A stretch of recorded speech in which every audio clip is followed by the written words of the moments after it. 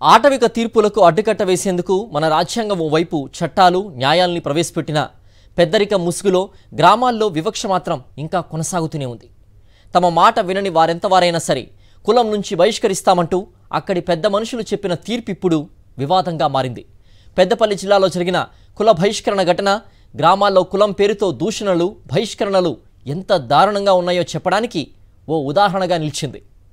గ్రామ పెద్దలు కుల పెద్దలు చెప్పిందే న్యాయం ధర్మమని గ్రామ కట్టుబాట్లను పాటించాల్సిందే అంటూ ఇప్పటికీ కొన్ని గ్రామాల్లో ఆటవిక పాలన సాగుతోంది. పెద్దపల్లి జిల్లా ఎలిగేడు మండలం రాములపల్లికి చెందిన పలమారు కొమురయ్య కుటుంబం ఇప్పుడు ఇదే వివక్షను ఎదుర్కొంటోంది. గ్రామానికి చెందిన కులపెద్ద సందవేణి రామస్వామితో కొమురయ్య కుమారుడితో ఉన్న భూ వివాదాన్ని కారణంగా చూపిస్తూ కొమరయ్య కుటుంబాన్ని కుల బహిష్కరణ చేశారు. దీంతో గ్రామస్తులు చుట్టుపక్కల వాళ్లు మాట్లాడటం మానేశారు.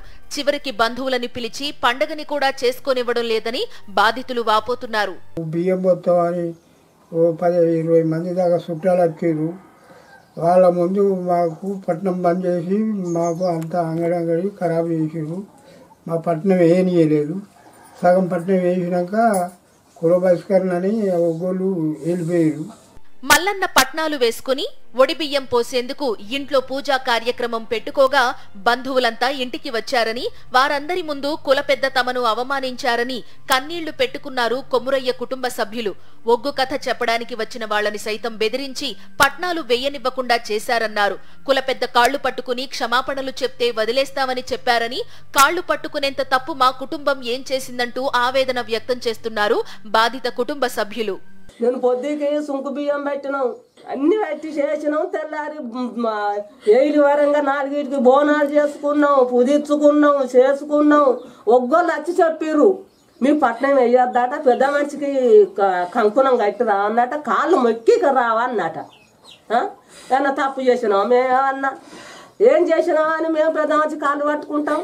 పొలం పనులకు సైతం ఎవరిని రానివ్వకుండా, తమతో ఎవరిని మాట్లాడనివ్వకుండా మానసిక క్షోభకు గురి చేస్తున్నారని కొమురయ్య కుటుంబ సభ్యులు ఆవేదన వ్యక్తం చేస్తున్నారు.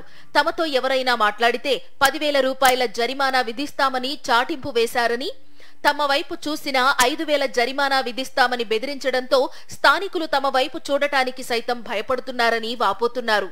మా ఇంట్లో మేము 4 ఉన్నాం, బాధపడుకుంటేనే దేవుని కోసమని వేసుకుంటే మమ్మల్ని చుట్టాల ముందట ఇన్సర్ట్ చేసిరు, బాధపడగొట్టిరు, ఏడ్చినాం. ఏడితే కూడా మంది వచ్చి మమ్మల్ని ఓదార్చిరు.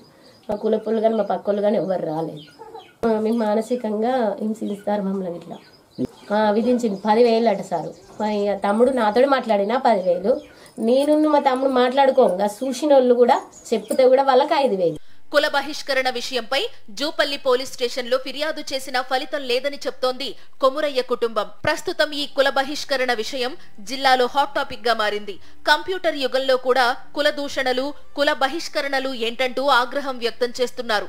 మరి ఈ అనాగరిక పనిపై అధికారులు ఎటువంటి చర్యలు తీసుకుంటారో చూడాలి.